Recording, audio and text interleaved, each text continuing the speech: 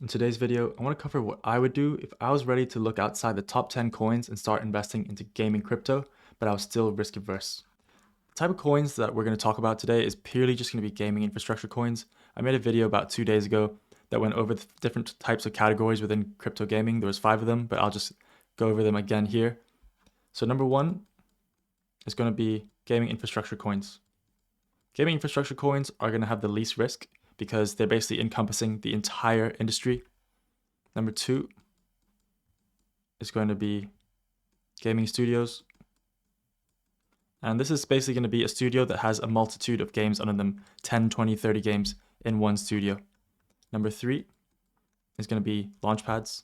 Launchpads are essentially going to be places where you can go and invest your money in stake coins and have the ability to invest in pre-seed prices of before game launches. Projects like Seedify, where you can buy a certain amount of coins and stake it, and you're going to have access to pre-seed sales at lower prices that are going to do 10, 15x right from the jump. And number 4 is going to be games, a specific game. And the reason why this is riskier is because you're betting on one specific game to make it rather than a studio. You're betting on 10 games and you're hoping that maybe half of them or 6 or 7 of them are going to go up. And then number 5 is going to be the riskiest one of all, which is NFTs within specific games. So let's say you were talking about Wilder World and you went and bought a car or a piece of land within the game. You're betting that the game is going to be so successful that so many people will want to play it, and that that car or that piece of land is going to have value within the game. If you see a game do, let's say, a 5x, you're usually going to see the items in the game do anywhere between 10x to 15x, maybe even more, depending on what item you buy and how rare it is. But as you go up the risk curve, you're going to see more risk, obviously, but also more returns. Just before we continue with the video and go look at the gaming altcoins, I think it's important that we look at what Bitcoin's doing. We're about 10 days away from halving, sitting at 71.6K today. And we had a bit of a pump coming up from 69K. And I also just want to cover a couple of factors of why I think the bull run is still going to continue. First indicator we're looking at is the Bitcoin MVRZ score. This is just one indicator, and you want to look at a bunch of indicators and then sort of paint a story around it. You don't want to look at just one indicator and take it as gospel. And what you can see is that the indicator has pretty much caught the top of each cycle pretty much bang on. In the 2021 cycle, it caught the first top, not the second top, and it didn't go as high as the other previous cycles. As you can see, it topped out at about 7.6. We're currently sitting at 2.8. So when we do see this MVRZ score go pretty parabolic, you do want to start taking profits. Next one being Bitcoin rainbow chart. And as you can see, every time there was a halving, we went and gone to make new all-time highs afterwards. And we already made an all-time high pre-halving, but I think there's still juice left in the tank. As you can see, based on the colors in the previous cycles, topped out even above the red, went to the red, went to near the orange, and who knows which color we're going to get to this time. I think it's basically pretty much clear that it's not going to top out as far in the colors each time. So maybe in this color, are we going to get to the green, the light green, or maybe even into the yellow?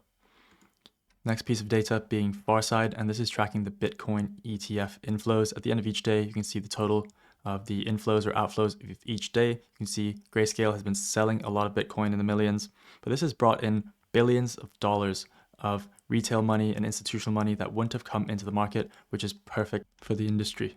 And looking at Benjamin Cohen's tweet, we are now at a coin toss for whether we get a rate cut in June or not.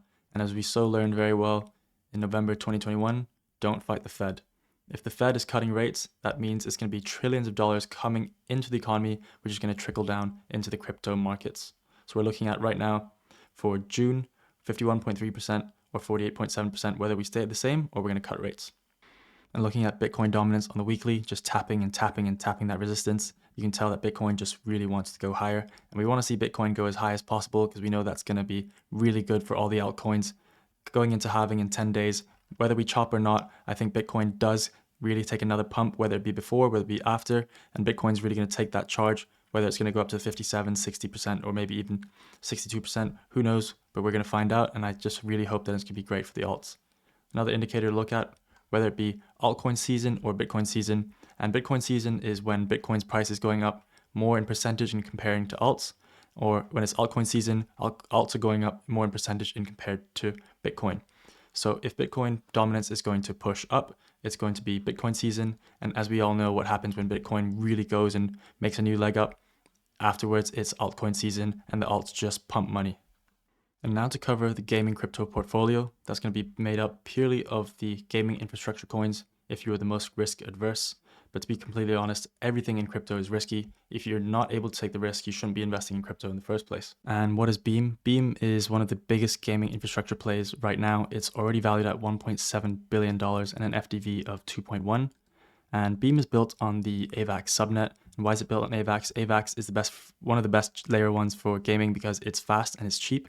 And I spoke about in my video 2 days ago, when AVAX pumps, all the games on AVAX are going to absolutely go wild because AVAX is known as the layer one for gaming. So there's also already Shrapnel there, which is a AAA game that's been played by Dr. Disrespect.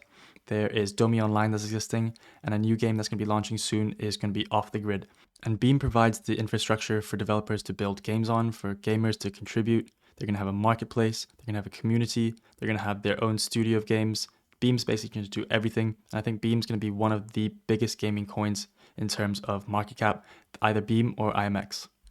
Next one is going to be Ronin. Ronin chain is the infrastructure that Axie Infinity was built on, already valued at 1.2 billion and an FDV of 4 billion.